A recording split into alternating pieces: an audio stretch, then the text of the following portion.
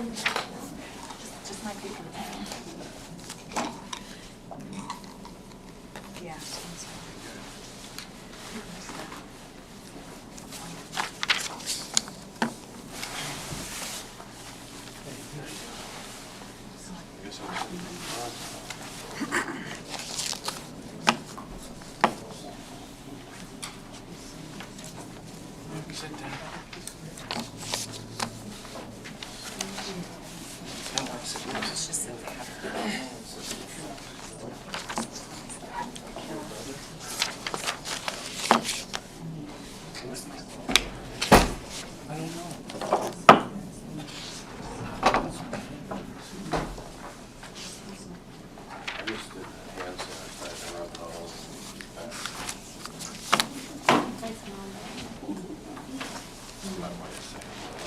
Also, sorry about this roll.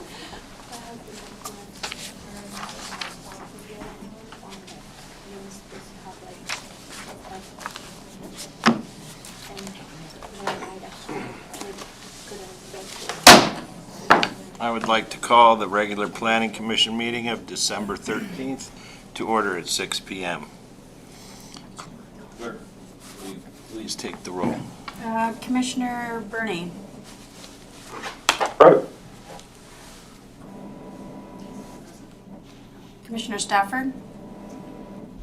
Present. Commissioner Seals. Present.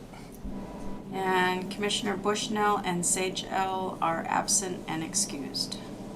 We have a quorum. I'd like to lead us in the Pledge of Allegiance.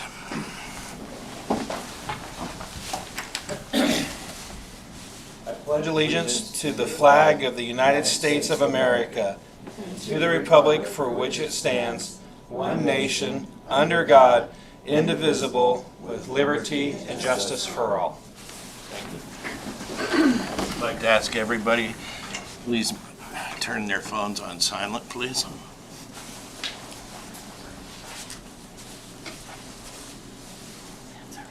Does the commission have any adjustments to tonight's meeting agenda? If the commission would like to discuss anything under the consent agenda, such as the minutes, they need to be pulled out and put under new business at this time.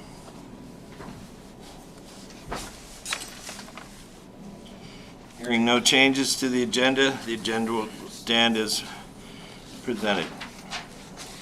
Do we have a report from the City Deputy Administrator?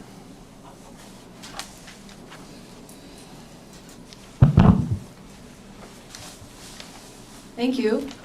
We are proceeding forward with our sets, and we're soliciting surveys for a clear understanding what the priorities should be for the city based on what the residents want and the businesses want. We also are doing Light Up Wasilla right now, which is a contest for businesses and residents to show off their decorations for the holidays, and then the mayor will be recognizing a commercial winner and a residential winner in January. So they can submit their pictures on our Facebook page, and we're getting lots of good photos. Thank you. City Attorney. Good evening, everyone. Nothing to report today. Thank you. City Planner. The only thing that I have to report is for the January meeting. It's just a reminder to the Planning Commission, you'll be electing the new chair and vice chair. We hope to have a new commissioner appointed the first part of January, but they won't be able to participate until the February meeting. So you'll be operating as a 4-member body at that time. Currently, the agenda has 2 elevated short-term rental Airbnb permits that will be on the agenda, a medical office, and that's it at this time. We still have a few days that we could take applications for January, so that may change slightly, but that'll give you an idea of what you're moving forward with. The item to extend the landscape committee was scheduled for last night's city council meeting, but due to the inclement weather, that meeting was canceled. So that will be up for approval by the council on January 9th. So it's anticipated that the landscape committee will start meeting again that following Monday. Thank you very much. Anyone wishing to step forward to discuss anything not on the agenda tonight, do so now.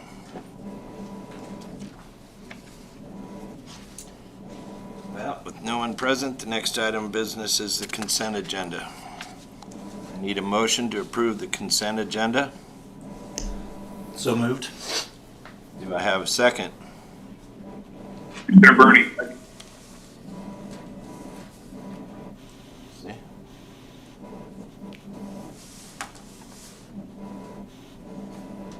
The consent agenda is approved as presented. New business. Ms. Crawford, would you please introduce item 1 and provide your staff report, please? For the record, Tina Crawford, City Planner. The first item under public hearing and the only, well, no, we have 2 items under public hearing tonight, is use permit 22-12 and the associated resolution 22-06. The applicant is Jaymie Gomez. The company name is Valhalla Working Canine Kennels. The request is for a personal dog kennel with up to 8 dogs. For personal dogs, and then commercial dog training, boarding, and breeding kennel. That was the initial request. You'll see in your package, I'll go through it in the staff report, that's been modified slightly. That was the initial request, and then it's been modified to less intense use.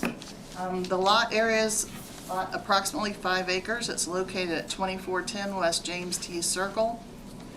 The property is zoned rural residential and has a mixed-use future land use designation on it. So in your package beginning on page 7, you have the staff report that goes through the general approval criteria that the commission has to consider and find that they are met in order to approve the request. Before I get into those, you do have a handout that was given to you tonight, and it was emailed to the city attorney and to Commissioner Bernie. It's just a visual representation of the lots within that area. And then the last sheet, the red outlined parcels are the ones that provided comments. The blue outlined parcel is the subject property. It just kind of gives you an idea if you needed a visual tool instead of just looking at the written comments in the package. So just to give you a little bit of history on this property, initially, code compliance received some complaints about unpermitted dog boarding, training, and kennel and personal dogs. I think there was 1 or 2 others that came in that were the exact same. Code compliance contacted the owners. They immediately got with planning department to find out what the requirements were to have the particular operation that they're looking to have. They also went online and tried to register their dogs, which is required in the city limits. But because they have more than the 4 that's allowed by code, by right, they're required to get kennel approval from via a use permit to have more than 4 dogs. So 5 or more, regardless of whether it's personal use, commercial use, it requires approval. I'm just looking through. So I met with the applicant, went over the criteria, the general approval criteria, what some of the concerns, that had been received about the property. So in those conversations, what you have in your package as their application is a modified request. And so that request is to have up to 8 personal dogs. 2 of those are service dogs for the property owner. So there's actually 6 pets, 2 service dogs. And that they're requesting the ability to train and house 2 additional dogs that will be prepared for service dogs for, I believe, military veterans. I'll let them go into more detail as to what that is. That's my understanding, is that's how they'll be used. They'll be service animals. And so the only training that would be occurring on site is for the recipients of those service animals to come on site to learn how to work with their animals. No other commercial boarding or training would be permitted on the site. So just to give you a little bit of background too, because the code, there are criteria in the code, and it talks about special requirements. One of the ones is that they have to have the kennel buildings have to be, and the runs have to be a minimum of 50 feet away from a residentially zoned lot line. As you can see from the drawing that's in the packet on, lost my page, page 21 in your package, they well exceed that. They're approximately 110 feet from the northern lot line, 107 from the southern, 220 from the eastern lot line, and 335 feet from the western lot line. So in going through all of the criteria, you have them in the staff report on page 7, beginning on page 7 in your package. With this modified approval and with some recommended conditions, staff found that the proposed use does meet the criteria and recommends approval. So on page 15, you have the conditions that staff is recommending. The first one is that there be no more than 8 personal dogs allowed at any time. The second one is that no more than 2 service dogs may be trained and or boarded on the lot at any time. On-site training for the service dog owners is permitted. The third one deals with the concerns about noise, mitigation, and impact. The third and fourth ones do. The third condition states that opaque fencing must be installed between each exterior run and at the end of each exterior run to limit visual contact between dogs and any wildlife in the area. The fourth condition is that they install either a 6-foot opaque fence or a 4-foot high evergreen hedge around the perimeter of the dog kennel building. The fifth condition is that dogs must be supervised at all times while outside the kennel. And the sixth one is that the Matsu Borough Fire Chief's Office must review the proposal for compliance with any applicable fire codes.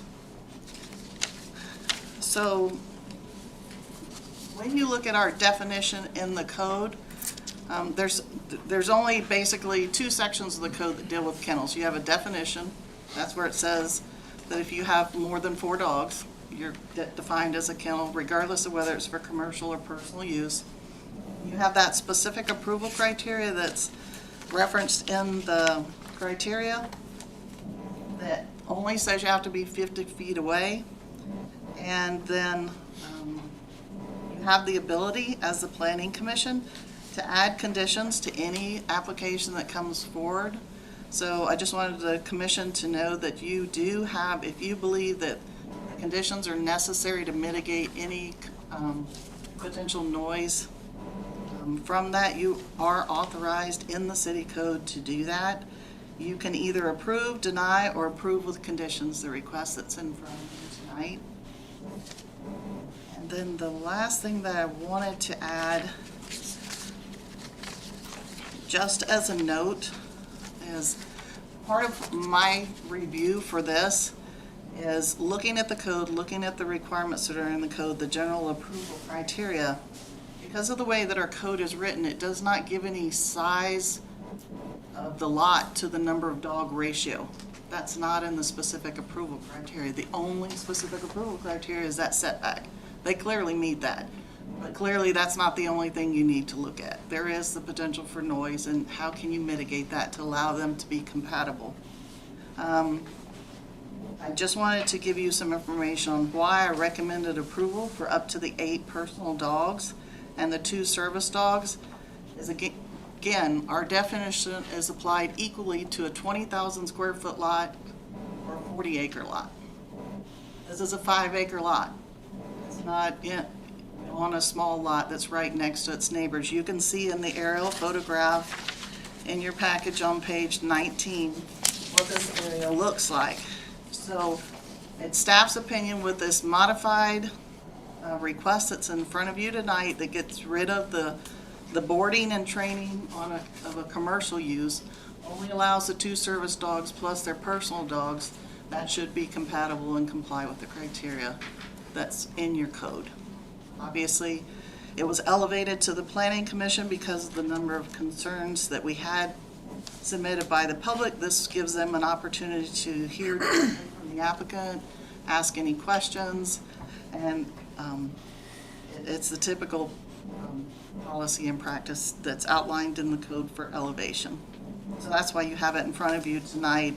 The code does authorize the city planner to approve it as after the notice is done, but again, because of the number of comments, we felt that it was appropriate to elevate it for a public hearing. So with that, I will pause. If you have any questions, I'll be happy to answer them. I know the applicant can give you more in-depth detail about, their operation and their proposal. I have a question for you. And they have 6 dogs currently plus 2 service dogs? Yes, that's my understanding. I would confirm that with the applicant, but that is my understanding. Or it was at the time that this was written up. Thank you. Would the applicant like to make a presentation regarding the proposed request? Yes, please. Would you like me to step forward? Step up to the mic. Please write your name and contact information on the sign-up sheet. State your name for the record. You have 5 minutes to provide your comments.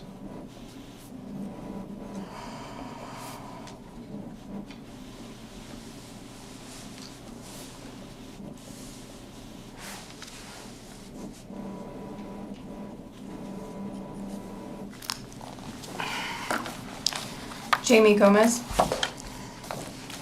Good evening. My name is Jaymie Gomez, and my husband and children are sitting right behind me. We're the owners of Valhalla Working Tank Canine. I'm here before you this evening to present our business to the city of Wasilla. We reside at 2410 West James T Circle on a 5-acre parcel. I'm a Marine veteran. After serving 10 honorable years of active duty, 2 deployments, my husband is still active duty with several deployments under his belt as well. Being a veteran diagnosed with complex PTSD, anxiety, and depression, I know more than most about needing a service dog in this community.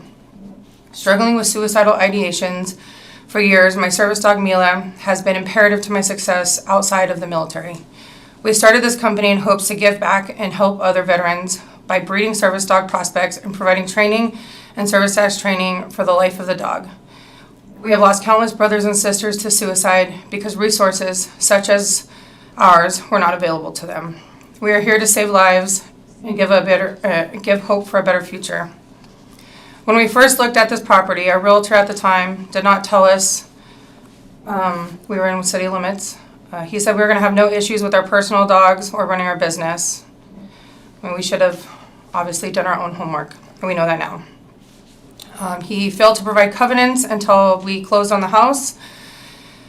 And like I said, we were unaware we were in city limits until we received 9 city code violations 4 months later.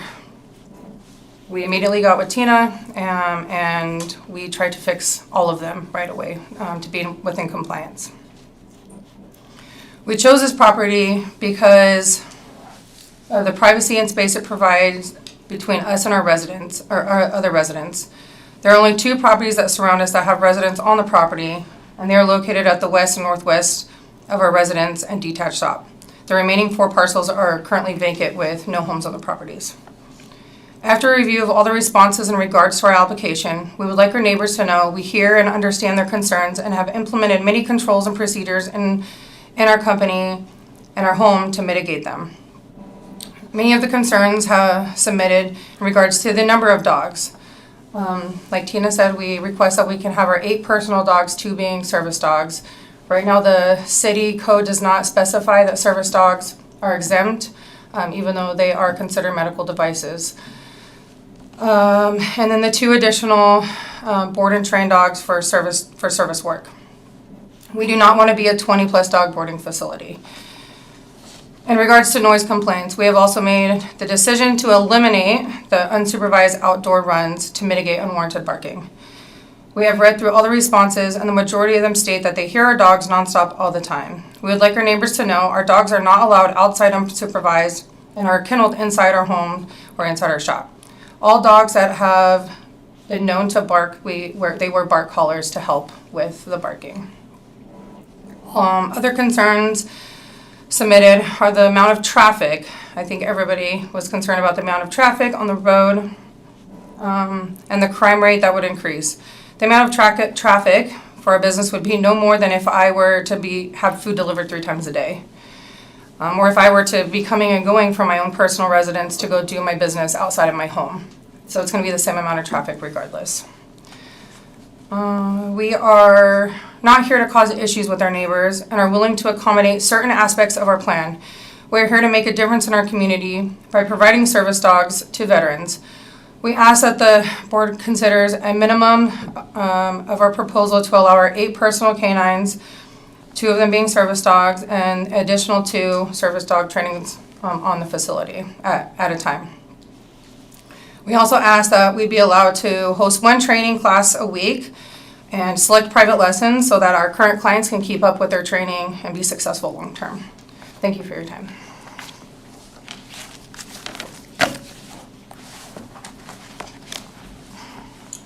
Public comments portion of the public hearing is now open for the elevated use permit 22-12. Is there anyone wishing to speak on this item?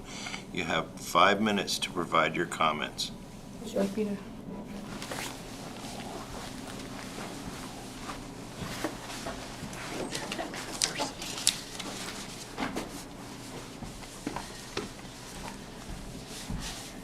Please write your name and contact information.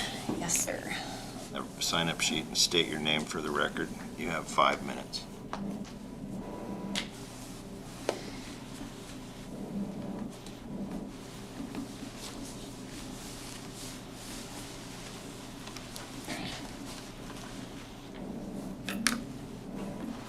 Okay, my name is Gail Walden. I reside at 2422 West James T. Circle.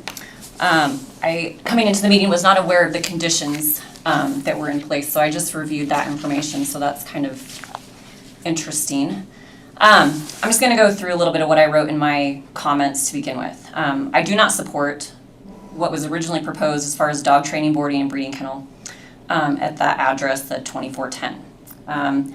Biggest thing is that the city of Wasilla defines zones. We are considered rural residential, which words like very low density rural residential, very low intensity of residential use are in that definition. The lot at the very end of the subdivision is where the applicant Jaymie Gomez lives. So everyone that drives to that home drives by everybody, and they drive by twice because it's a cul-de-sac. While there are vacant lots, those are not going to always be vacant lots. And people, can build on those lots as they choose in those locations. I am concerned about the additional road noise, dust, potholes, increased traffic. Our road is very quiet, and there's a reason for that. We like it that way. We've lived in our home for 20 years. The prior owners had it marketed as a horse facility. There was no issue with that. There is precedent in our subdivision. I submitted it in 2007. There was a kennel that was denied, though the specific application things may be slightly different. Our neighborhood does not generally support that. So my heart goes out to the Gomez family. I think that, the service aspect of it is good, but when you're talking about, different aspects of it, I'm definitely concerned, and I feel like they were really misled and didn't get all the information before they purchased a very expensive property. But we have most, of us that have lived there for a long time, we want to keep it a nice, quiet community. We don't want people in our neighborhood that shouldn't be there. So my heart goes out to the Gomez family. And that's all. Thank you for your time. Appreciate you.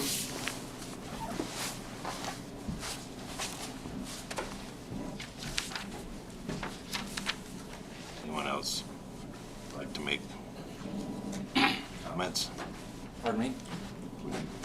I asked if anyone else would like to make comments. Yes. Please write your name and contact information on the sign-up sheet and state your name for the record. 5 minutes.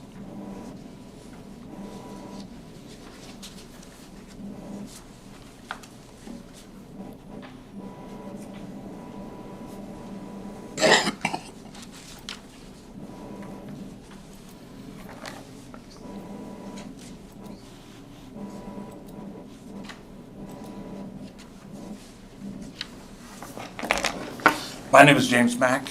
I've lived on that property for almost 40 years. And I'm afraid what's gonna happen, the dog kennel's gonna bring our property values down. And I will fight if that happens, the borough, you know, because it's wrong, it's gonna be noisy, traffic. And who wants to buy a 5-acre lot with a dog kennel right next to it? Feeding time. I don't care if they're in the house, in the barn, you're gonna hear them. One of the neighbors that bought 5 acres by us, he used to own a dog kennel, and he says you can't keep him from barking. Even with, I had a dog that barked and had shock collars on it, and it didn't help.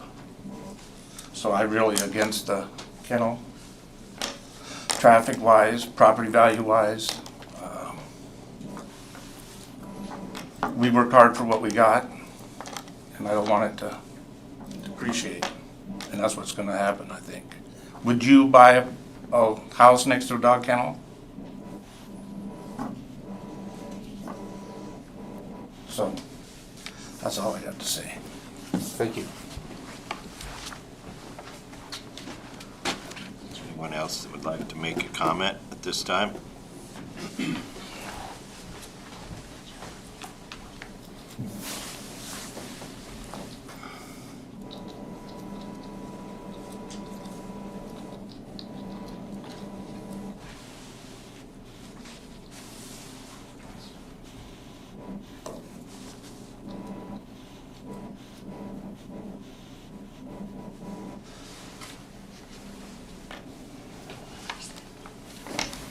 My name is Ken Way. I reside on Mack Drive. I've been there for 10 years now.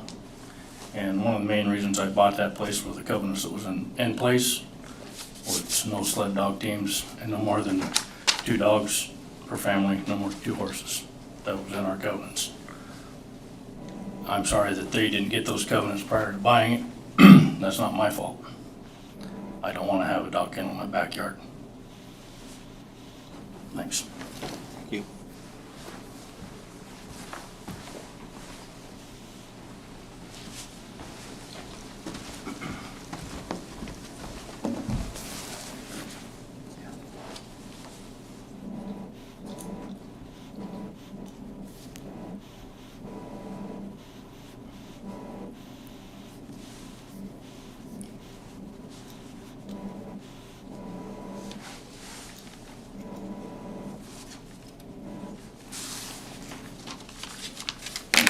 Brittany Pintal. I have been actually working with Jaymie for a little over a year now. I am a disabled veteran and my service dog passed when I moved up here. So I used her to help me find a new puppy and have been doing training with her. I've been to her house. She first was running everything out of her other house that was also down the street actually. That was just like I think 1 block outside of city limits. No issues as far as like noise complaints or even when I was there training. I've been on this property as well with my service dog in training, and I have not heard any of the dogs in the shop barking. I know she does her best to negate barking. Usually if I'm on the phone, I hear her yelling at the dogs to stop barking more than I hear the dogs barking. So I know that that is something that she makes sure is not an issue at all. Her property is really, really big. There is a lot for the dogs to do. Every dog is in a kennel, whether it is outside or inside, and always watched, which is why I feel safe having my dog there.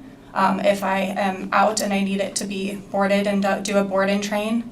I really do trust what she is doing, and I know she has given a lot of dogs to veterans and really does want to work and help veterans.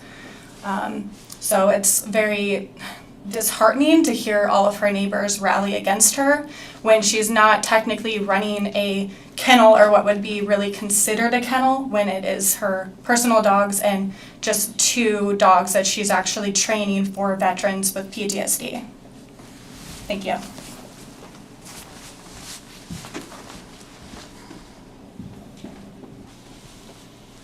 Anyone else wish to make a comment?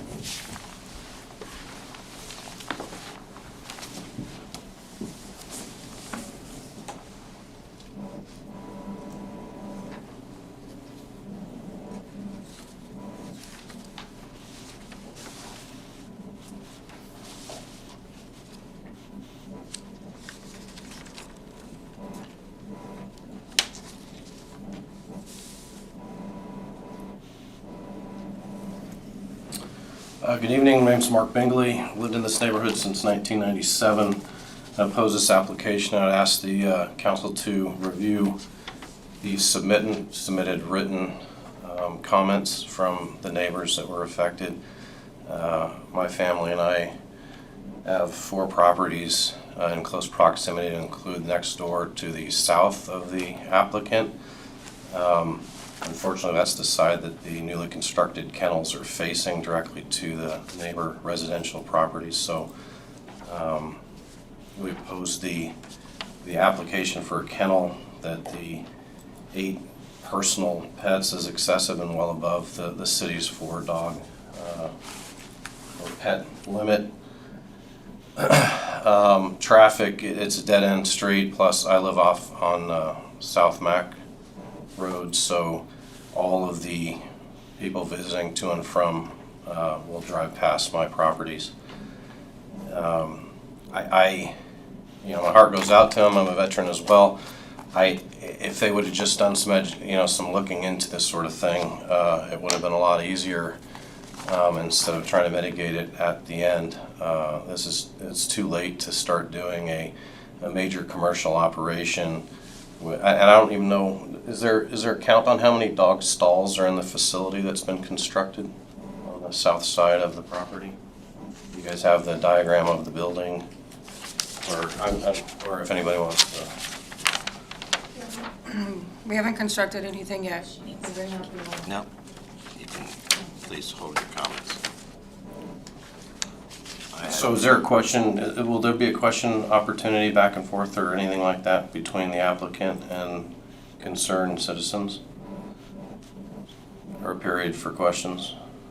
Because communication I think is important for this. That looking at the Till Valhalla Facebook site, it shows construction of, I want to say, 8 kennels on the south side for dog runs. So if the personal dogs are inside the residence, how many dogs are outside the residence adjacent to the shop on the south side would be my question. That's on the side that unfortunately is facing most of the residential lots that are on the top portion of that image. The left side on that image. Yeah, we didn't see the site plan. Is that something we can see? Pausing his comments? Please. Or his time? Please pause his comment.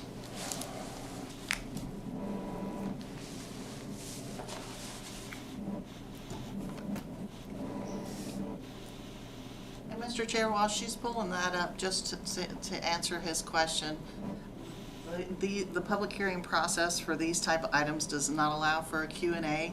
However, the applicant will have a rebuttal at the end, so they can certainly, the commission can ask them questions and ask them to provide those answers, but as far as a back and forth dialogue, that's not part. I was pretty sure of that, and I knew that there would be a chance to respond. So, can you rotate that, Tahira? Yeah, no, that's not the north, sorry.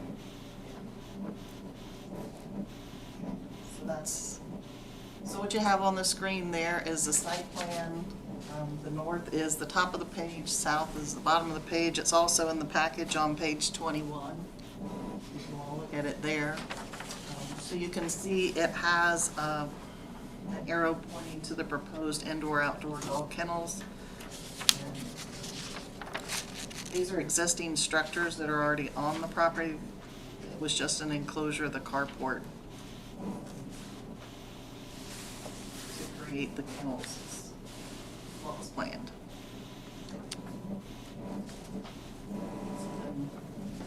Yeah, I guess you want to go ahead and. Go ahead and Okay, so comment. as I understand it, the construction has occurred in that carport area there on the southeast side of the facility in advance of any plan approval or kennel approval, which seems a little bit premature because it's been constructed. The building has been modified before approval here from this body. So I would just ask that the city not approve this application and that a more suitable commercial site be identified to provide this much-needed service, but not in a residential area, especially with potential homes being built directly adjacent to this property as well as around on the other sides. And I thank you for the opportunity. Thanks.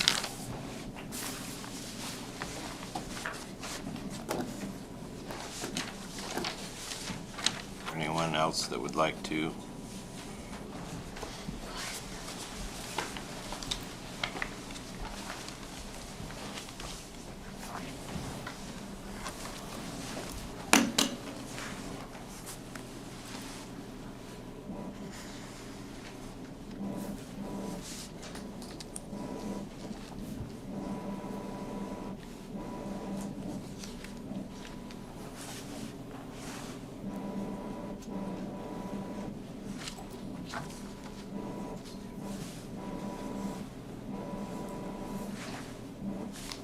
Good evening. So my name is Jaymie Mack. I live at 2456 West James T Circle. Been there over 20 years. We oppose the construction of this or the approval of this for a lot of the same reasons that you hear. Every single piece of traffic that drives down that road has to drive by everybody's house. The extra dust, noise in the neighborhood with the dogs, the 50-foot setback from the property lines.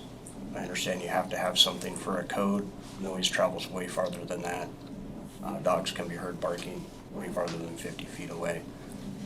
Hats off to what they're doing. I think it's great service to provide for people, service dogs, companions. Even 8 personal dogs is excessive. That goes over what the city approves. If you approve it for one person, you have to approve it for every single person that ever comes in here and does it. So just keep that in mind. I feel bad that they got misled by their realtor and that they didn't do the homework themselves to realize they're in the city limits. I don't really buy that, especially if they lived in the area for a while. I think they just moved up here from out of state not too long ago, but not knowing they're in the city limits when they buy a piece of property, they had to have known that and had to have known that there's city rules that go along with that already in place. I think their business would be a great idea in a different location, just not in a residential area that has quiet roads, and it's a dirt road, low density road. The dust that's going to be kicked up is bad enough with the people that live on the road. That's all I have. Thank you.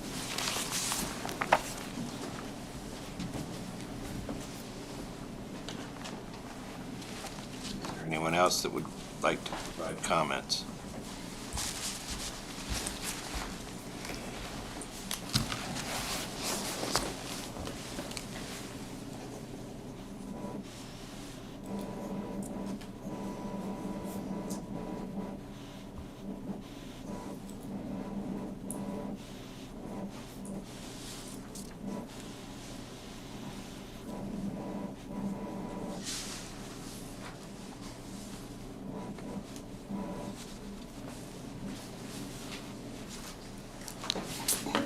Hello, my name is Antonina Gagoronsky. We recently have purchased a 5-acre lot, almost 4.77. I never wanted that many acres. My husband has been looking for more acres ever since we moved back to Alaska in 2011. He looked every day. We lived in other neighborhood on a 1-acre lot with the house that I loved every inch of it. And finally he found this lot. And then I just happened to, actually the person that lived on the lot that the dog boarding is proposed, he used to be our kids' teacher. He was a PE teacher, an English teacher, and so our kids used to help him out with his horses, and I never knew where they're going because he would either pick them up or somebody would give him a ride, my husband, and then I just happened to check out that neighborhood one time. They used to pick up garbage on that street, and it used to that person who lived there, he used to take care of that street really good. It was always garbage picked up, and so when we moved in, I told kids, make sure you pick up the garbage too. And so 5 of our older kids are out of the house, and we still have, our youngest is 5, and we have 2 young girls. So when we actually found this land. I told my husband, well, when I was driving in to see if there's like any properties, or I wasn't even looking for properties, but when I drove in, I don't know why I was driving sometimes, like moving back to Alaska, I was like, I have to like get something out of my system to just like drive around. And,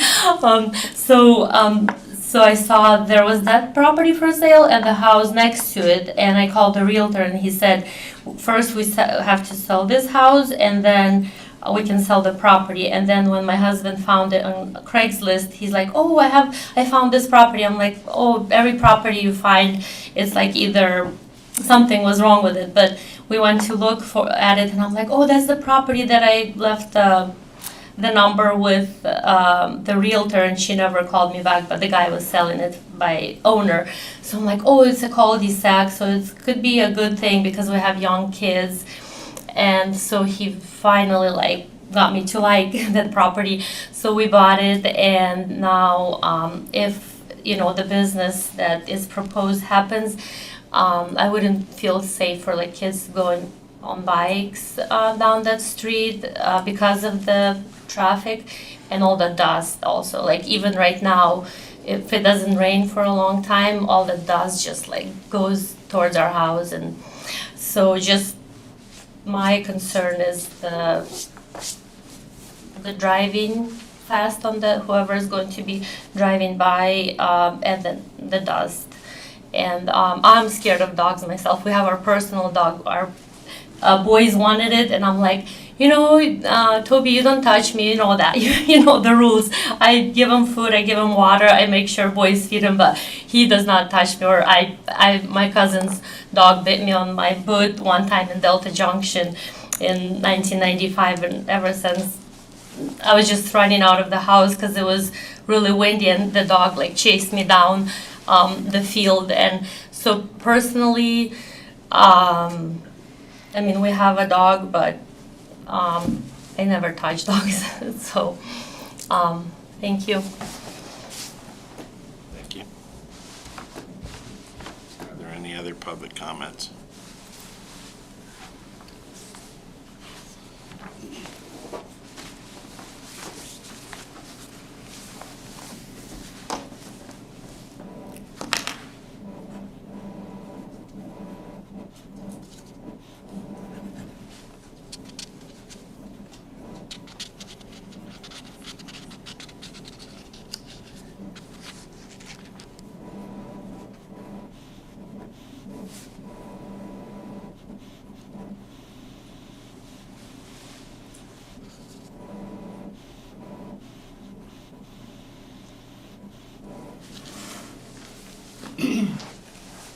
Hello, my name is Barbara Mack. I live with James Mack on 2401 West James T Circle, which is right next to the Gomez people.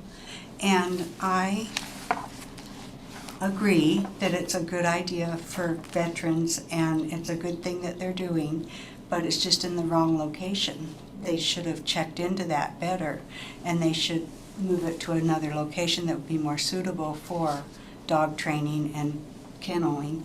And also, no one has mentioned anything about her wanting to breed her female dogs, which she has 4 of them that she wants to breed every year, and that's going to be lots of puppies. Well, those people that want to see the puppies and buy the puppies have to drive all the way down the road at least twice to see if they want a puppy, and then if they decide they want one, they come back to get the puppy, and back and forth. And another thing is, we've noticed our road is getting damaged more quickly because there's more traffic on it, more potholes and more dust. Plus, we've noticed there's a lot more litter on the road than there used to be. When it was just our neighborhood, we kind of all took care of it. And I just feel like it's going to cause a lot more traffic and a lot more noise and extra people going in our neighborhood, looking around our neighborhood to see what's there and things like that. We've been really protective of our neighborhood. If we see people come in the neighborhood, we tell people, that they're there, and then they look out for them, and they make sure they're not damaging their property or going on their property or doing anything like that. So we're just trying to keep a safe neighborhood for families to grow up in and stuff. So thank you for your attention. Have a good day.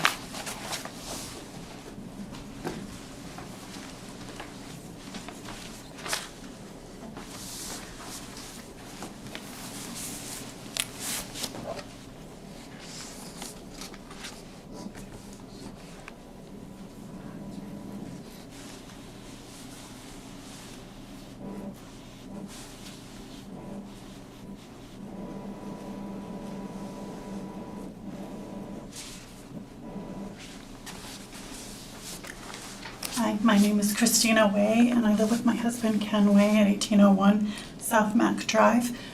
I think their business idea is a really great idea. My husband Ken served in the Air Force over 20 years. He is a disabled veteran, so I think that's a great thing for them to do, but I also believe that it should be done not in a residential area, but in a business area because of the traffic and everything else that everyone else has said. Thank you.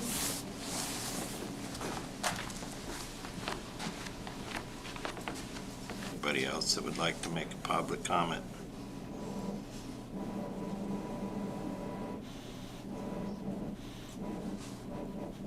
No other audience comments. The public comment portion of the public hearing is closed. Does the applicant have anything else to address?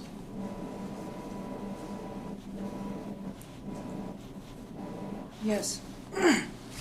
Step forward.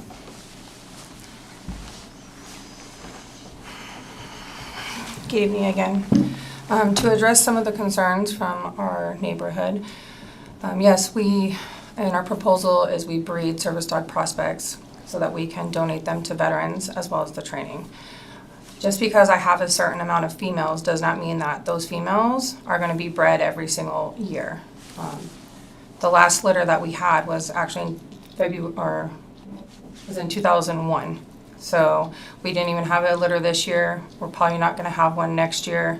Dogs have to be of a certain age. We have to completely help test them, make sure that they're suitable to have puppies that are going to have very long lives and healthy lives. As far as causing damage to the road, litter, all that stuff, we haven't even been there long enough or operated at a level that we could cause that much damage to the road. We don't walk our personal dogs on the road. Some of the other neighbors do, but we don't walk we have enough acreage that we can walk our dogs on our own land. So we don't have dog waste being left, anywhere. And as far as safety, and a lot of these comments, a lot of people expressed that our dogs could be a safety issue to their families and their pets and their kids. I have 2 children. Both my children can handle any one of my dogs and walk them through any store, and they will obey. My dogs don't leave my property. My dogs are not left outside unattended. They are trained. I am a dog trainer, and that is what I do. All of my dogs are either ESA or service dog quality. All my dogs are not service dogs, my personal dogs, obviously, but they are the quality because that's what I train my dogs to the caliber of. So it's a little absurd. I mean, if people are scared of dogs, I get it. Some dogs are scared. Some people are scared. There was a comment in here saying because of the type of breed of dogs that I have, that they're a danger.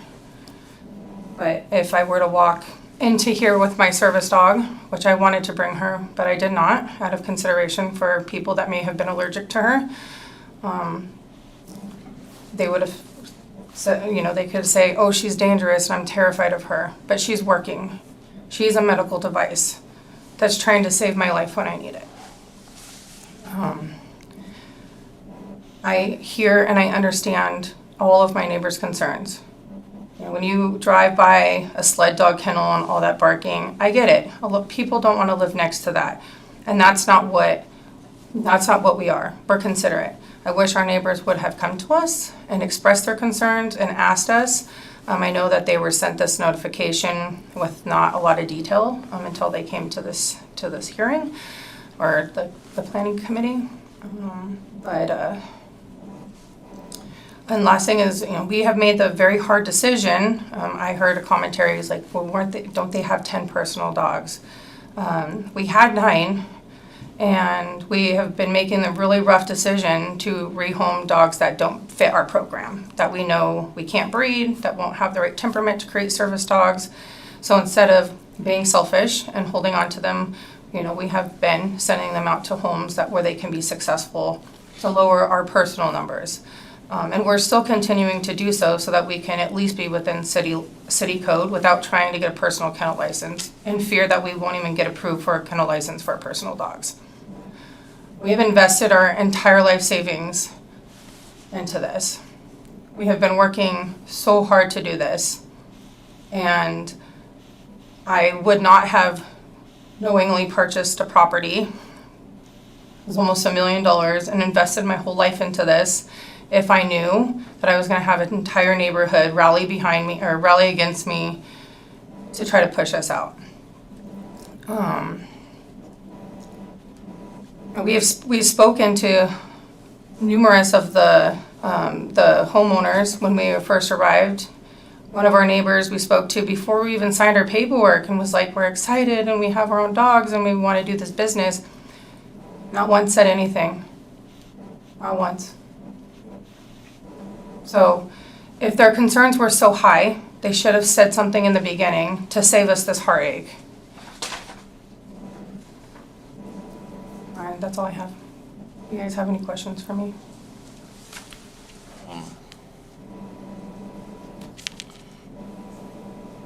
Have you obtained a copy of the covenants for this Yes. area? Yes. And does that state the number of pets in it? It does. It says 2. And was this received before purchase or after purchase? After purchase. Our realtor that sold our other home helped us do some research, and she found it. Is there an active homeowners association in this neighborhood? Not that I know of. I would like to say that there are other owners on the street that own more than 2 personal dogs. So.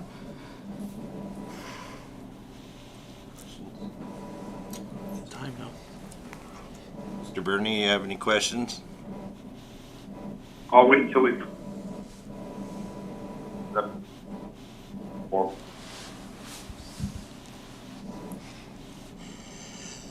Actually, Mr. Chair, this is the commission's only opportunity to ask questions of the applicant. So after they do after this, you won't have another opportunity. You will close it and you will have to make a motion, and then it'll be discussion just amongst the commissioners. So if there are any questions, now's the time to ask them. That's why I asked the other commissioners. I just want to make sure Mr. Bernie knew that, because he had. Well, I have a question.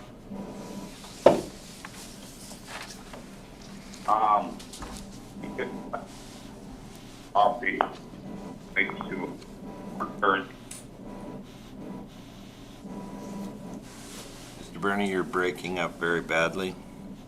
I'm sorry. For the considering I join property are.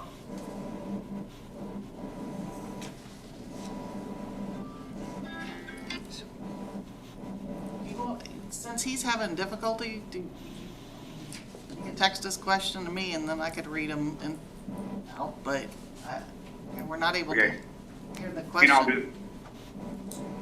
Could you text your question to the city planner, Mr. Bernie, please? Yes. If anybody has any question, they can see the phone. I'll just read it. I can give it to the chair and he can read the question. But otherwise you won't be able to. So what he texted just says, quiet enjoyment of property versus our current code.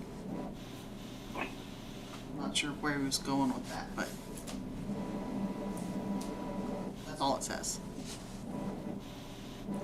Is that your question, Mr. Bernie? Oh, he says it's for the attorney. The question is for the attorney. I'm trying to understand what the actual question is, though. So I'm not sure if he's looking for how do you balance the quiet enjoyment of property versus the code's restrictions. I'm not sure. It could go either way. Yeah, well, I mean, the code has certain uses that are authorized in the rural residential district. Some of them are administrative permits, some are use permits, some are conditional use permits. When you're presented with an application for a use permit like this one, you're going to have to consider all the factors that are presented in the code, which are outlined in Tina's memo, and the specific standards applicable to the application, and to decide whether the applicant met its burden of proof for the requested permit.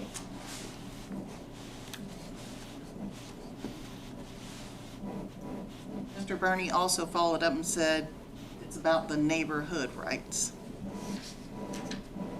Oh, he must be talking about the covenant. And I have not seen the covenants.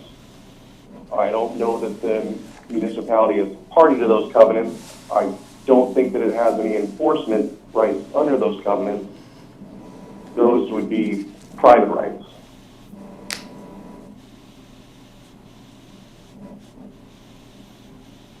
So while the commission could grant a permit here, they could deny a permit, but if they granted the permit, there may be an issue for the applicant down the road.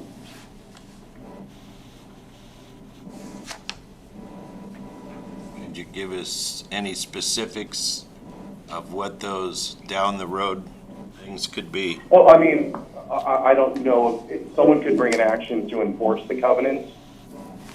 There may be legal defenses to those covenants, but I'm not the applicant's attorney, and likewise, I wouldn't be the opponent's attorney either. I wouldn't recommend one way or the other. But there are private rights, and affected property owners could want to enforce those rights and try to enforce the covenants.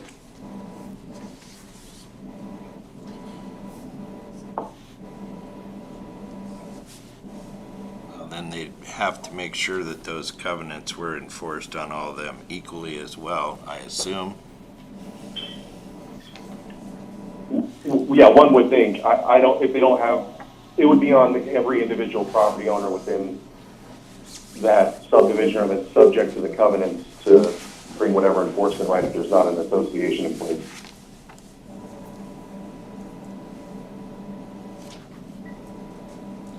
Does that satisfy your question, Commissioner Bernie?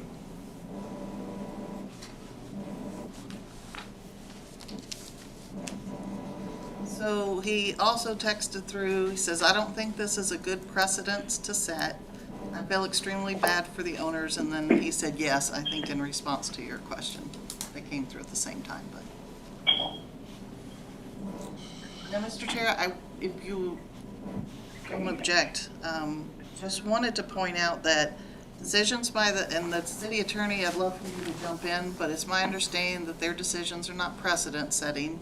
They're on a case-by-case basis, depending upon the specific conditions and activities on that site. So my understanding that no decision by the Planning Commission is precedent setting, nor does it tie your hands for future decisions to cause you to take those same actions.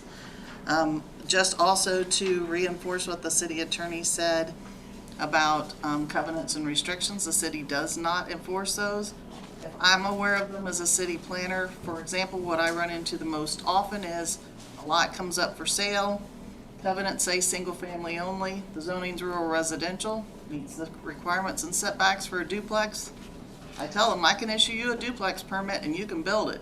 Now, some private owner may take civil action against you and try and enforce those covenants, but that's between you and that property owner. The city's not going to deny you the permit or the ability because we do not enforce those. Those are private restrictions between owners. So, just wanted to make that clear. And in the district use chart for the city, it outlines what's an administrative approval, a use permit, and a conditional use. All of those are types of permits that can be permitted, but as the city attorney pointed out, it's the applicant's burden of proof to show that they met all those general approval criteria and that there are appropriate safeguards to allow that compatibility between uses. But this one is not even a conditional use, it's a use permit. It's something that could, again, as I stated earlier, could be approved by the city planner, or it can be elevated to the planning commission. So I know there was a couple comments about that the city does not allow more than 4 dogs. That's not actually true. The code allows you to request the ability to have more dogs. Again, you have to address those criteria and ensure that compatibility. So I don't want the commission to get the idea that the code prohibits more than 4. It does not prohibit, it just requires a different approval process. I have a question for the city planner.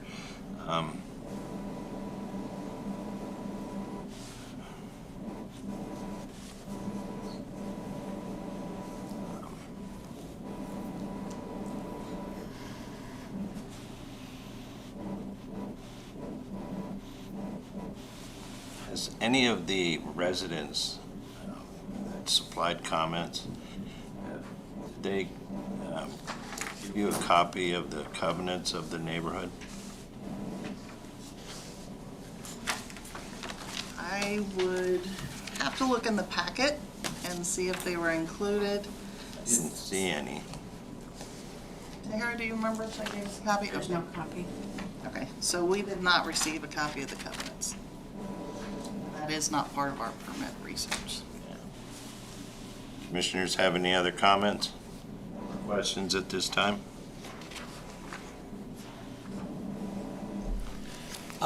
Just some thoughts I have. I know traffic is a concern. I know I live on Stone Ridge, which is at the beginning of Mac on the KGB side, and so since they put Mac all the way through over to Clapp Road, I've enjoyed the extra access.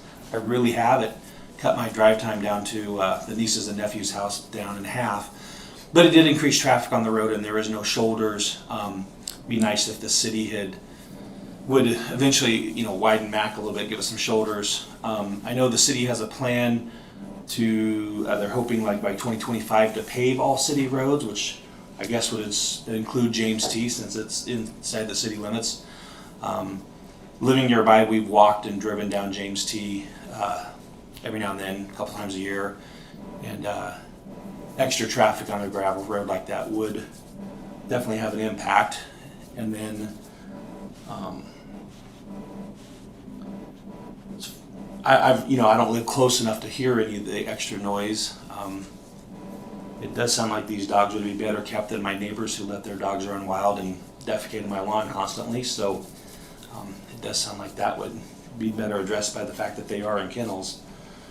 But I do know that Mac Road is getting a lot more use now, and I don't know how much more this would increase it. It doesn't sound like a super high impact, but so those are kind of the things I'm considering as I'm considering how I would respond to this. So if I can stop you there, Commissioner Stafford, those are great comments for discussion once there's a motion on the floor. Okay. If you could just direct questions to the applicant and or the city planner or the city attorney, and then bring those up again, or at least reference them again once the motion's on the floor. So that. Okay, thank you for the clarification. So then just one question for, so 8 dogs plus 2, they're being trained? Correct. Plus, so then if you begin to breed, there would be more than 8 dogs, right? If there was a litter of, I don't have a lot of dog experience, Well, say 4 puppies, then there would be 4 correct. additional dogs. Correct. However, the city of Wasilla states that dogs under the 6 months of age are not considered, pets or in the home, and they all will be homed around 8 Around days. that, okay, so they wouldn't be counted until about 6 months, and by then They're long gone. they'll be farmed out, okay. Yes. And that's maybe 1 litter a year, maybe. Maybe, okay, thank you. That would probably be my only question for clarification then.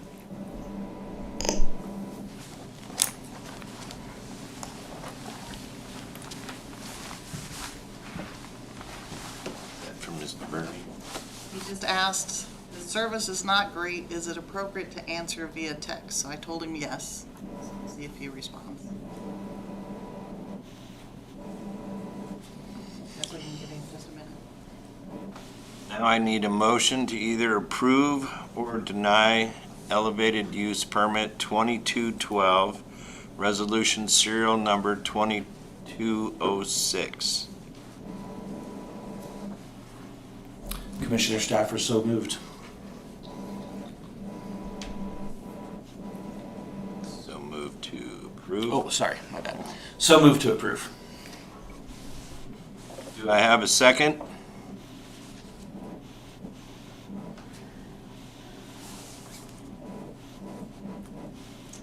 Commissioner Bernie, here, I'm gonna let you see this, just because I just don't want there to be anything like I'm misleading, whatever. But you can see what he said. He said yes, he seconded. Okay.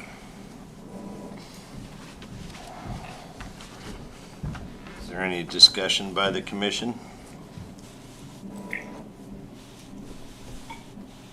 Commissioner Stafford, the thoughts I'm weighing out is what was mentioned, what I mentioned earlier, the traffic that this might bring, and then the noise issues that would impact the surrounding land, property owners are the thoughts that I don't know if that's just what I'm considering when I look at this, is how does that impact? Well, there is a plan to have all city roads paved by 2025. There are lots of new residential properties being developed all around the city and outside the city. Things do change.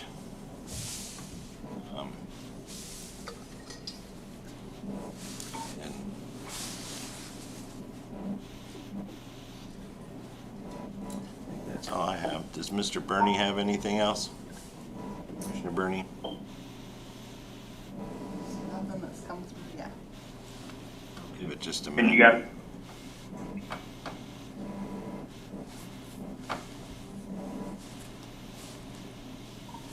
Just for the audience and the commission, because there are only 3 members present, it must be a unanimous vote.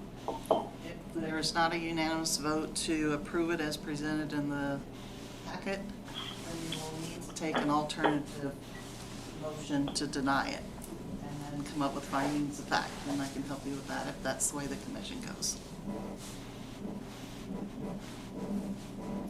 He just said, give me a minute. Or Tina, just real quick, sorry to jump in over you. I think there's one more alternative on an elevated permit like this. There is the possibility of, with concurrence with the applicant, to return the approval of the planner for further review on as a new use permit application. So there's been some comments from the public, and maybe she wants to incorporate those into a revised plan. I'm not sure. So what's, I believe, I remember coming across that. Do you have that section handy? Yeah, Tina, it's 1616-020. But the applicant would have to agree with that. Okay, so I'll just read that into the record. It states, for the decision for an elevated permit, the commission shall review the planner's draft recommendation and may hear comments from reviewing parties, the applicant, and the public. The commission shall decide either to deny, approve, or approve with conditions, or the commission may, with the concurrence of the applicant, return the approval to the planner for further review as a new use permit application. What that would entail is a new submittal of the description of the proposed use, a new public notice mailing, and then depending on that, the responses that are received from that, it could either be approved by the city planner, myself, or elevated back to the planning commission. Correct. That would be up to the applicant, correct? Well, it says the commission may do it with concurrence of the applicant. That's your other option. So approve, deny, approve with conditions. modification, which is what the Reso is in front of you, or ask the applicant if they would concur with that, you know, basically returning the approval back to me and then having them resubmit it as a use permit, a new one. So I would suggest you could ask them to come forward and ask them if they'd be interested, if you want to know that as part of your deliberations. The applicant like to come forward.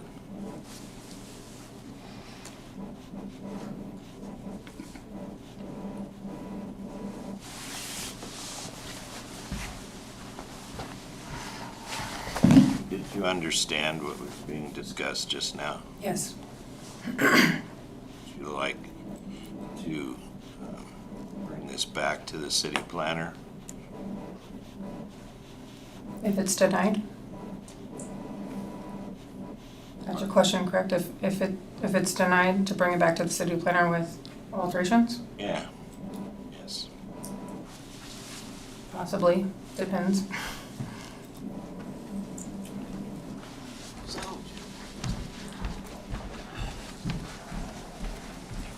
let you read that in.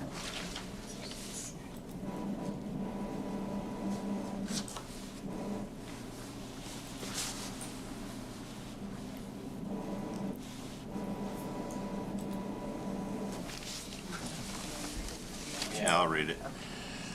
I really appreciate, this is Commissioner Burney speaking. I really appreciate what the landowner is trying to do. I am a vet and served during Desert Storm. I have lost friends and friends going through PTSD. I also have an understanding of what the neighborhood's concerns are. I'm going to have to say no. Okay. So, I think with that information, We have our answer.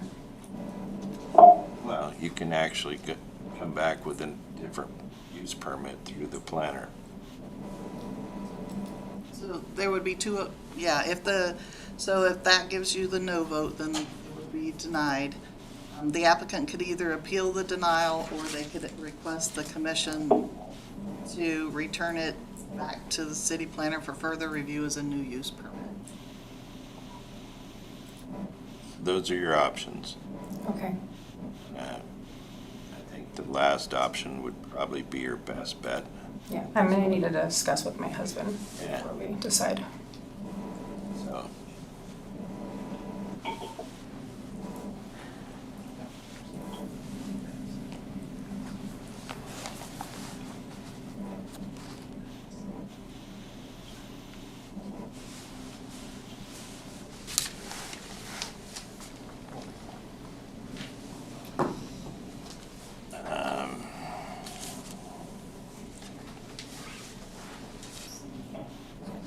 So, Mr. Chair, if I could ask the city attorney, so with the option, just his opinion on that language in the code that says, or the commission may, with the concurrence of the applicant, return it for a new use permit, can that be done after the denial, or is it?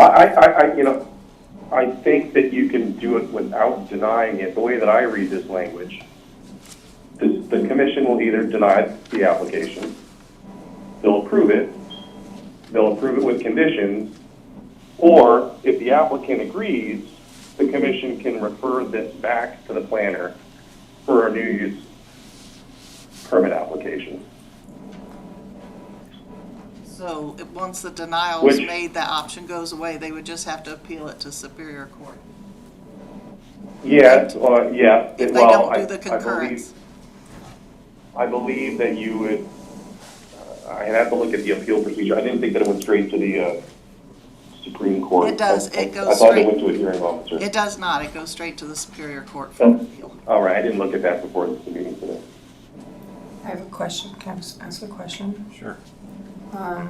So one of the main concerns is the commercial use of it, but what about our personal dogs? Because we can't, or would we be allowed to submit for a use permit for our personal dogs?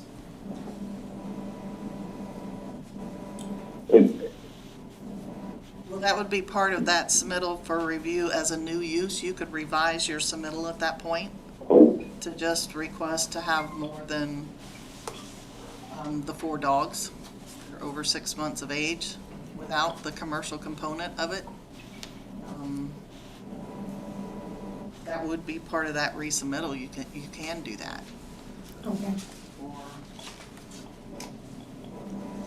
Like I said, if you feel the decision's an error, then you can appeal it to Superior Court if you take the denial. So it sounds like, based on what the attorney said, the commission needs an answer now before they vote so that you have the option for that resubmittal. Once we vote, there's no option Then but to Superior vote. Court's the next step.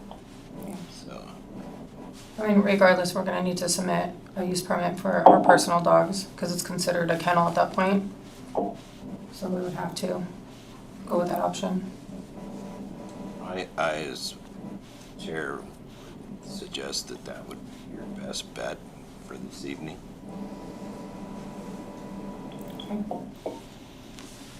Concur? Yeah. Thank you.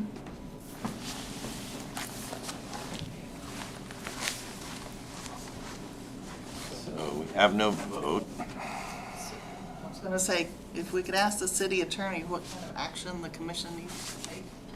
At this point, Well, I don't quite understand, would the applicant would like to have the commission refer this back to the planner for a new use permit application? yes. That's what she said she wanted to do. Okay, I just wanted to be sure. So I think you would make a motion That's what I thought. to return the approval to the planner for further review as a new use permit application based upon the testimony received during the public hearing and the concurrence of the applicant. Do I have a motion? Yeah, I'd like to make the motion to return this to the planner. Do we have a second, Commissioner Burney? He's just, oh, he did second it, but he said, I can't understand what the attorney is saying. I can hear you just fine. Can you repeat what he said? Oh, Commissioner Burney, I was saying that I believe a motion would need to be made to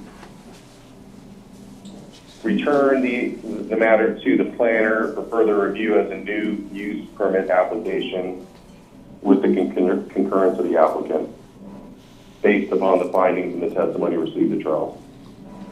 Or, sorry, not trial, during the public hearing.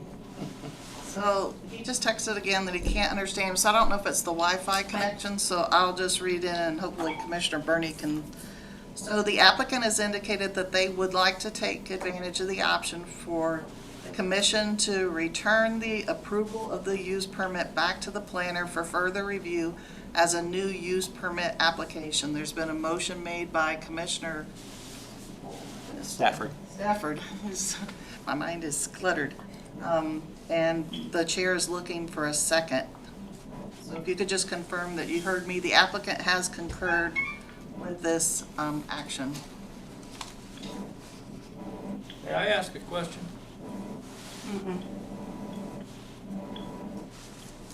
So he says he got it now. He understands.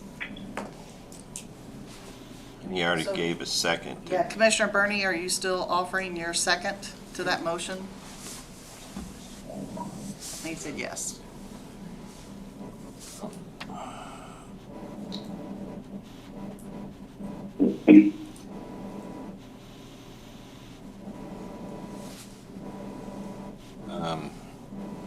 Well, I say we call for a vote. So Commissioner Burney, we'll wait. Commissioner Stafford, Yes. Commissioner Seals. Yes.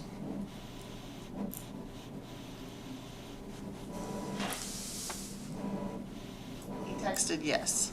And what I'll do is this particular chain of text, I'll post it online so everyone can see what came through and from his number. So we will attach it to the link for the meeting packet for tonight. We'll do it tomorrow so everyone can see the dialogue. I know it's not typical that we would do it this way, but otherwise we wouldn't have a quorum and he's out of town in obviously a bad Wi-Fi location.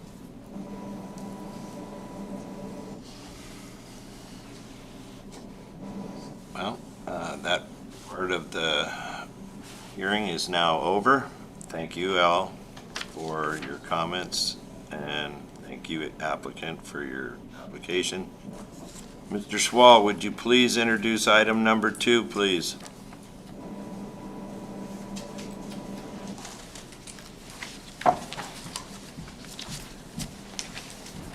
Mr. Chair, can I recommend a 5-minute recess?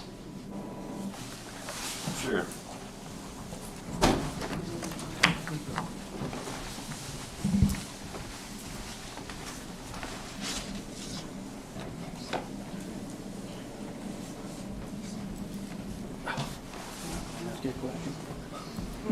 No? Sorry. No. You can ask me a question. You can ask the city planner a question. Yeah, you can ask me a question. Yes.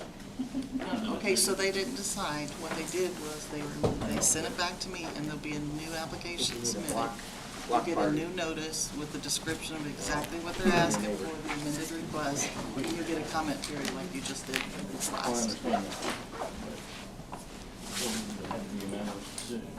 And then you told them Commissioner Burney said no. No, he said he would vote no to approve it as it was presented tonight. Right. So- But as a no, then the only option would refer to you. Yeah, right. That was just under his comment section. He was just, so when the commission does comments, once the motion's on the floor and they're discussing it, they will try and persuade the other commissioners to their point of view, share their information, why they're supporting it, why they're opposing it, whatever. So that's what he was saying was, if it goes forward as is, then I would have to vote no. Because they, yeah. It was very confusing. Yeah, and we'll send you out something in writing. You'll get a letter later this week that tells you what happened, how it's gonna be redone. that Thank you kind for of your stuff. time, gentlemen. So you will get. Thank you. Thank you for coming out.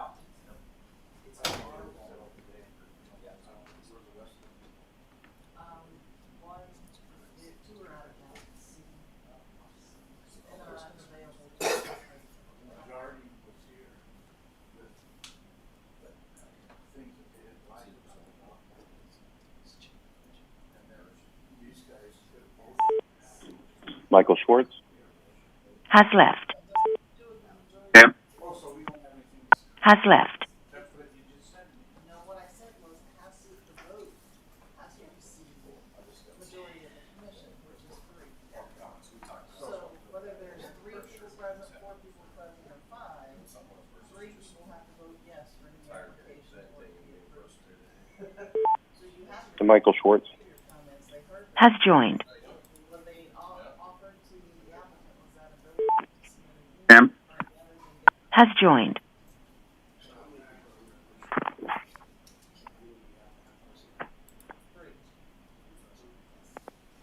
And they telephonically counts. I'd have to get with the city clerk. And then you could email me and I could check with the city clerk. It's my understanding that yes, that does count. The city clerk is the official. I know they use it for the city council also, just to have it. So I would assume that it must be legal. If she's familiar with the last one. Of the meetings act.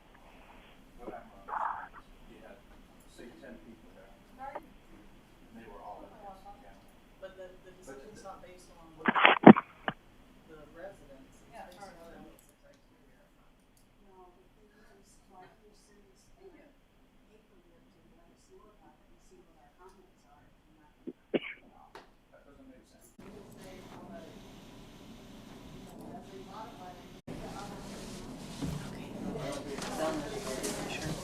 I'd like to call the December 13th Planning Commission meeting back to order. Mr. Schwartz, would you please introduce item number 2? Thank you, Mr. Commissioner. Sorry, go ahead. Did you want the city attorney to introduce this? No, sorry, he said Mr. Shaw is the City of Public Works Director. Sorry, I apologize. No worries. It's my phone. You're good. All right, so I'd like to introduce myself just real quick and then I'll introduce it. So my name is Eric Schall. I'm the new Public Works Director. And this resolution is a resolution of the Wasilla Planning Commission supporting the goals and initiatives of the annual CIP process. This will flow into our budget process, which will go, of course, into the city council meetings as we move into the new year. What is in your packet is an updated version of a similar document that the Planning Commission reviewed last year about this time that outlines the general goals for the next 5 fiscal years. And you'll see that there are 10 projects listed ranging from the airport through road paving. We talked a little bit about that with the prior Planning Commission item. DOT project partnerships, downtown improvements, train station improvements, town site improvements, Idita Park improvements, Lake Lucille campground improvements, and Bumpus Ball Field improvements. There's a little bit more information on page 95 of your packet, talking a little bit more about what the general goals are for each of those projects. These will then roll into a document that has some costs associated with them, broken down by fiscal year. This is used for the city council to forecast expected expenditures so that we can make sure that our fund balances are ready, that it aligns with their strategic goals for improvements or repairs to city infrastructure. You will notice that the plan to have all city streets paved by fiscal year 25 doesn't lead us through fiscal year 27. The anticipation is we'll move, once everything's paved, we'll move into a continual pavement restoration project. If you're not paving, you better be repairing your paved roads before they fall apart. Just a couple more topics I'll touch on. We're working closely with the airport users to receive input on our airport so that we can bolster FAA funding to expand and improve our airport facilities. We are still trying to extend the runway from 3,700 feet out to 5,100 feet, which would provide a new level of service and improve access for current and future users that we hope to provide better services for. A couple other projects. The downtown improvement project is a joint project with DOT to build a couplet that will add some new roadways, new crossing across Parks Highway, provide one-way access in and out of downtown core, improve sidewalks, on-street parking, really give the downtown the feel that the residents and the city council would like to see, really revitalize the downtown and provide for better pedestrian walkability as well as better safety and just be a major facelift to downtown. There's also the long-awaited train station improvement project. You'll recall that the train station has been moved to a new facility further away from the KGB crossing so that the couplet project can happen and also the train won't impact traffic across that crossing. And then we've got the Idita Park improvements, the Lake Lucille campground improvements, and the Bumpus Ball Field improvements, which I would put kind of in the Parks and Rec expansion or improvement phase, if you would. The planner has stepped out to deal with some other business, but at this point, I think the order of business is to, let me flip back. I am the city staff and the applicant. So at this point, I'd be happy to answer any questions from the commission.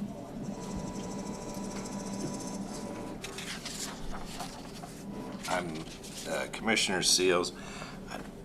In the downtown overlay, I'd like to see how you could put a pretty face on the transmission shop. We'll see what we can do. In this, how closely is the city working with DOT on Main Street? Yeah, thank you for that question. So the partnership with DOT comes down to the level of we have been negotiating with private landowners and DOT to fine-tune the design to meet the desires of the community. So there's been some discussions which have changed some of the on-street parking to address driveway accesses to some of the parcels. So DOT is actively listening to the landowners and the city's requests for slight modifications to where there is parking versus just a green space or the curb alignment. What will happen next is we will continue to work with them as they develop their design to make sure that we are prepared for any underground utility replacements if we need to do that. We are also going to be putting money into the project to place above ground utilities like electrical and telecom underground. And there's also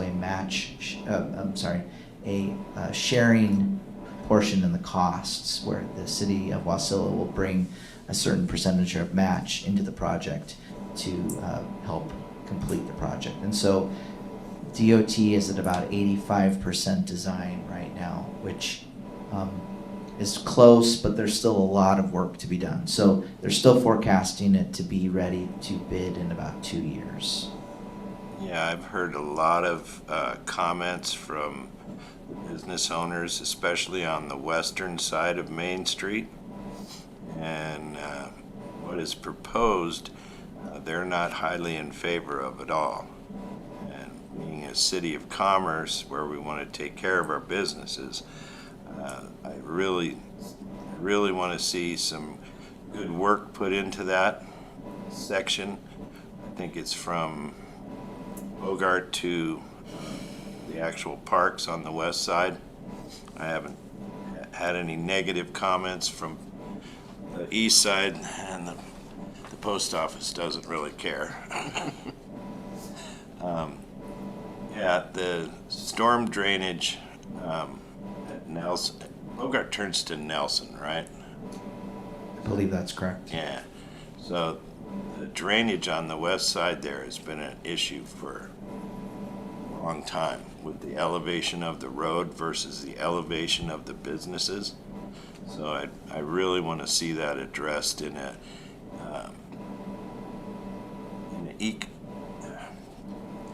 equal footing between the city, the DOT, and the present business owners. Is my concern there. One thing to note about that project is we will take over management of this new construction. So we're very vested in making sure it's the right long-term decision, both for drainage, as you said. We have met with some of those property owners that have voiced concerns. DOT has gone back and modified their designs, and the ultimate goal for DOT is to bring a design that will garner an agreement in the form of a temporary and long-term easement. So the proof is in the pudding when the property owner signs that easement. That's where the negotiation has to happen. So we are in communication with DOT to work on the list of property owners who will not sign yet. When everyone has signed, then we know that we have the green light from those property owners, and that's a hurdle that DOT is very familiar with. We are working to make sure that the design and what gets constructed is what the City of Wasilla wants and what Public Works wants to make sure we can maintain. We're not giving ourselves a maintenance or management nightmare. Yeah, and the business owners should be a key factor for the city because several of the owners have been there for quite a long time, and they've maintained that side of the road for business access. So being a planning commissioner and people knowing that I'm a planning commissioner, I've had multiple people address me with their concerns. So I just want to make sure that it's equitable for all. Understood, thank you.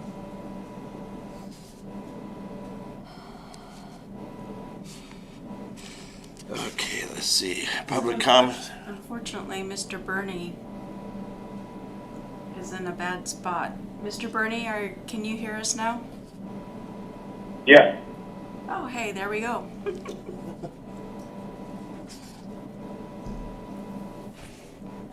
Is this the time for us to be making comments? Public comments portion. Seeing as there's no one wishing to speak, the public comment portion of the public hearing is closed. No other audience comments. Oh, that's double. That's great. Does the Public Works Director have anything else to address? I don't at this time. Now I need a motion to either approve or deny resolution serial number 2207. Commissioner Stafford move to approve. Do I have a second?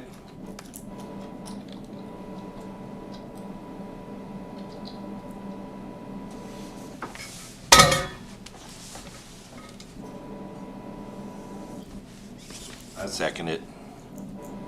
Is there any discussion by the commission? I'd like to make a few comments to the Public Works Director if I could. I think improving and increasing the capacity of the airport we're probably behind the curve on getting that done. I think there's a lot of opportunity that could be there as far as those that have the means to have private jets and want to come to Alaska. I think it'd be a great alternative landing site versus, say, Anchorage. I do have a question. The Fern Street, I'm sorry, not Fern Street, Herman Road extension, most of that is outside of city limits. Is that something we'd be putting money towards, or? Yes, so through the chair, that is a joint project with Borough, and there's some DOT money in there as well. So it touches some of the city limits, so we are a partner in it, and there will be a portion of match that the city is responsible for. It'll be a very important improvement to the traffic flow there. It's a very difficult intersection, and it causes a lot of strife. And so as we talk about being pro-business, every business over there will benefit from having better, smoother, safer, less frustrating access. So we're excited for that connection because it's a pretty obvious improvement to traffic flow and customer happiness with the shops over there. So even though the work's outside city limits, it'll help get traffic through there, which will benefit the businesses there. At one point, on the train station improvements, at one point I believe there was discussion about placing an intermodal train facility near the airport. Is that still in the thought process at all, or have we kind of settled on the area down closer to the lake where the depot was moved to? Correct. So through the chair, I believe that the railroad has stated that they don't see a value in partnering for an airport intermodal facility. We do know that there is support for the intermodal facility where the new station is located. The airport's location and the wetlands around the right-of-way for the railroad make it complicated. If the city felt that it wanted to lead that still. So it's not to say that it's completely excluded, but the downtown train depot It's is more viable. more viable at this point, yes. Okay. And then the Idea Park improvements I think is a good idea. And I realize this wouldn't be in your scope as public work directors, but I think the city, there's probably public safety concerns there that I think an improved park is great, but I know parents that hesitate to take their kids there just because of some of the safety concerns with older teens running around and bullying and some stuff that's gone on there. So I don't know if there can be conversations with the police department about making sure that they're aware that, yeah. Through the chair, the nefarious activities within parks are always a problem. And so parks staff are always looking for ways to make legitimate activities more, useful in the facilities and dissuade, nefarious activities. So some of the things that we do are plan out proper lighting, make buildings oriented so that they're safer to be around. We're always concerned with vagrancy and vandalism, and so it's incremental, and it's always on the forefront of the Parks Department to make it inviting for residents and uninviting for people with bad intentions or who want to make it an uncomfortable place. So it's always on the top of our goal with all the improvements and repairs and maintenance that we do. Yeah. And then the Lake Lucille campground, I think that's a hidden treasure in city limits. I'm glad that we got that from the borough a while back. I think there's a lot that we can utilize there to really, there's a lot of people that doesn't know it's back there, so I think that'll be a great. Riley Avenue's been extended to go by it, but it's unpaved and pretty rough. Is there plans to improve Riley Avenue? Yes, through the chair, I don't remember what fiscal year it's on, but I'm almost positive it's on the paving plan somewhere. And we are actively improving facilities out at the Lake Lucille campground, working with the neighbors to make sure that the improvements aren't impactful to the neighbors. Yeah. But then, just like other parks, we want it to be inviting to our visitors and uninviting to people that would make it uncomfortable or do nefarious activities there in the off hours. Yeah, the little trail system that's there at the park is one of my favorite spots to walk. So, yeah, I think these are all good projects. Definitely worthy of our attention. Mr. Burney up. He said he was there. Mr. Burney, are you still there? I am. Do you have any? Can you hear me? Do you have any discussion, Commissioner Burney? Can you hear me? Yeah, I can hear you now. I just want to know financial position at the airport. Oh, where are we at with the airport expansion financially? Yes. Through the chair, we are working through the master plan to satisfy FAA requirements. And if the master plan should show that we have enough usage by the right size aircraft, then we will be eligible to partner with them for grants that are available. So we're going through the required process to build consensus with the FAA. And then when we have that consensus, we'll have granting opportunities, and there'll be match required, but we'll have a bunch of hurdles out of the way to show that it's necessary, beneficial for the community, checks all the boxes for FAA, and then we can put the funds that we have set aside and move ahead and see a huge influx in funding to make that happen. Well, I'm looking forward to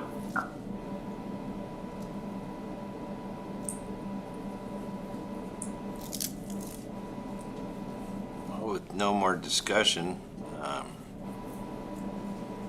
all in favor of resolution serial number 2207, please say aye. Any opposed, please say nay. Commissioner Stafford, aye. Commissioner Seals, aye. I'm sorry, Mr. Burney, can you please repeat that? Aye. Thank you. The motion passes. And we were all in favor unanimously. Into unfinished business. There's no unfinished business. We move on to communications. Do we have? The following items are under communications or in the packet. Any comments? Mr. Chair, just for the commission, note your 2023 meeting calendar is included. Yeah, I saw that. Thank you. And we move on to audience comments. We have no audience. Staff comments. Do you have any comments, Dina? I appreciate the planning commission dealing with the technical difficulties and everything, and I apologize for not bringing up the option to do, I read it today and for some reason it just didn't stick as an option to have them resubmit as a use permit. So I appreciate the attorney sharing that information. And just for the commission, letting you know, I was explaining to some of the residents how the process works and what the city attorney's role is to advise you guys to make sure that you're making legally defensible decisions that are consistent with the code, and that's a lot of what my input to the commission is too, is not necessarily, at least at the end point, to try and sway you, but make sure that you're aware of what the code does and what the ramifications are. And then I've offered to meet with any of them, you know, about the process or about the particular application. Any other staff comments? Any commission comments? Commissioner Stafford, City Planner, I just want to say thank you for doing their best to address the citizens' concerns, and we appreciate what you do. I have a question about some permits that we already approved. I heard that, I think it's Classic Collision, Sheppo's, and the church on the hill above the old Sears building. Push your button until it turns red. And the building above? Yes, the church. Yes. I hear they cannot get COs because there's not enough water for their fire suppression system. So COs are issued by the Borough Fire Marshal. That's not something that the city's involved with. Yeah, but it's the infrastructure, it would be city property, correct? It'd be city infrastructure that, Yeah, I know just a little bit about on the periphery, but I know there's been conversations with the applicant and the fire marshal, and the city has had, was Eric in those meetings? Just had to leave, but Yeah. Eric wasn't in the Eric meetings. was, yeah, I Yeah, don't remember so the that. public works director was in the meetings. I So saw I him think they're leave. trying to work through all the process, but as far as exactly where they are and, you know, what the status is for that one, I don't know. For Cheppo's, they're moving forward. They're addressing the compliance issue about the clearing, so that's all still rolling forward, moving forward. And then if you say Classic Collision, if you're talking about the auto repair between Lithia and Ford, Yeah. that property, they've completed it, and I believe they may have a couple minor landscaping things to address, but for the most part, they're, I just heard several people mention that there was a problem with utilities and not enough water. So I didn't know if that was city utilities on that row. I believe that city water is in that area. As to who's connected and who isn't, that would be a public works director. And he left. Yeah, I know, I was gonna say. Unfortunately, I mean, we could check into it and then get back with you with the report, but Yeah, and I can stop in and talk. Okay. Is his office here? And yes, he's just in the wing Yeah. opposite of where planning is and the mayor's office is. Yeah, we issued permits for these businesses to open, and if there's a problem with the business open, I'd like to make sure they can open. It's very important. Thank you. Hearing no other business to come before the commission, this meeting is adjourned.